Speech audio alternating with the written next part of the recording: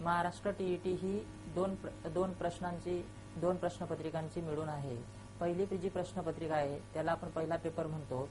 तो पहिला पेपर जे डीएड किंवा डीटीएड उत्तीर्ण विद्यार्थी आहेत किंवा एलिमेंटरी एज्युकेशन झालेले विद्यार्थी आहेत तर ते त्या परीक्षेसाठी पात्र आहेत। त्याचप्रमाणे पेपर 2 जो आहे तर तो वर्ग 6 ते 8 या वर्गासाठी आहे आणि या वर्गासाठी असणारा जो विद्यार्थी गट आहे तर तो एकतर बीएड परीक्षा पास पाहिजे किंवा बीएड इन एलिमेंटरी एज्युकेशन परीक्षा पास पाहिजे किंवा बीएलईडी ही परीक्षा पास पाहिजे आणि ही परीक्षा जर उत्तीर्ण असेल तर तो ह्या पेपर 2 साठी पात्र उमेदवार समजला जाईल आणि त्याला महाराष्ट्र टीईटी ही परीक्षा देण्यासाठी बंधन असणार नाही। तो ती परीक्षेला आवेदनपत्र सादर करू शकतो, प्रवेश अर्ज सादर करू शकतो।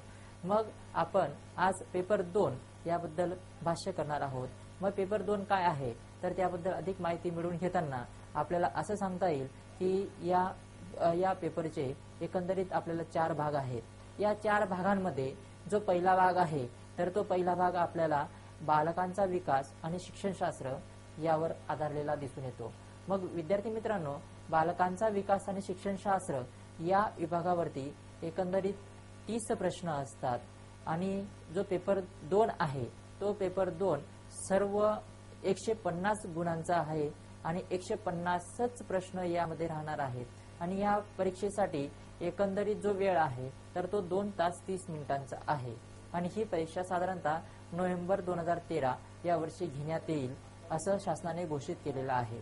मग या परीक्षेची तयारी करताना आपल्याला याचे 4 भाग आहेत पेपर 2 चे। त्यामध्ये पहिला जो भाग आहे तर तो बालकांचा विकास आणि शिक्षणशास्त्र, दुसरा जो भाग आहे तर तो भाषा हा भाग आहे।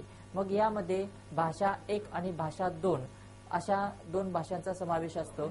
मग या भाषांमध्ये विद्यार्थी त्याची जी फंडामेंटल लँग्वेज आहे तर ती पहिली भाषा म्हणून निवडू शकतो आणि बीएडला त्याने जी दुसरी लँग्वेज घेतलेली असेल तर तो दुसरी भाषा म्हणून निवडू शकतो। उदाहरणार्थ पहिली भाषा विद्यार्थ्याची मराठी, हिंदी, इंग्रजी असू शकते आणि त्याचप्रमाणे विद्यार्थ्याची दुसरी भाषा मराठी किंवा हिंदी किंवा इंग्रजी यापैकी असू शकते। आणि लँग्वेजसाठी पहिल्या भाषेला 30 गुण आहेत आणि दुसऱ्या भाषेला 30 गुण आहेत। तसंच जो तिसरा भाग आहे तर तो मॅथमॅटिकल सायन्सेस आणि दुसरा त्याच्या पुढचा जो भाग आहे तर तो सोशल स्टडीज आणि सोशल सायन्सेस असा भाग आहे। तर आपल्याला मॅथ्स आणि सायन्स बद्दल बोलताना असं सांगता येईल मॅथ आणि सायन्स साठी एकंदरीत 60 प्रश्न असतील आणि 60 गुणांसाठी हा भाग असणार आहे।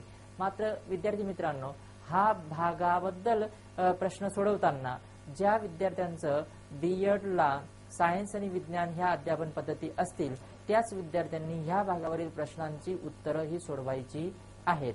दुसऱ्या अन्य प्रकारच्या विद्यार्थ्यांनी या प्रश्नांची उत्तरं सोडवणं गरजेचं नाही। तर जे अन्य विद्यार्थी असतील किंवा विज्ञान आणि गणित ह्या अध्यापन पद्धती नसणारे विद्यार्थी असतील तर त्यांनी सोशल सायन्सेस जो भाग आहे सामाजिक अध्ययन तर त्या भागाची प्रश्नांची उत्तरं सोडवायची आहेत। मग सामाजिक अध्ययन हा पुढचा 4था भाग आपल्याला सांगता येईल।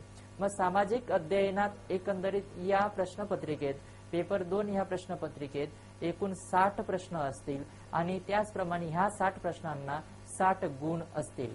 आपण सर्व समावेशकतेने असं सांगू शकतो की महाराष्ट्र टीईटी महाराष्ट्र शिक्षक पात्रता परीक्षा जी आहे त्या पेपर 2 मध्ये 150 प्रश्न असतील। ते 150 प्रश्न 150 गुणांना असतील। त्यामध्ये पहिला भाग बालकांचा विकास आणि शिक्षणशास्त्र असणार, त्याला 30 प्रश्न असतील, 30 गुण असतील, सगळी प्रश्न सोडवणं आवश्यक असणार। तसंच दुसरा जो भाग आहे तो भाषा भाग आहे। भाषा 1 असेल, भाषा 2 असेल। भाषा 1 ला 30 प्रश्न असतील, 30 गुण असतील, सगळी प्रश्न सोडवणं गरजेचं आहे। भाषा 2 त्याला 30 प्रश्न असतील, 30 गुण असतील, सर्व प्रश्न सोडवणं यालाही आवश्यक आहे।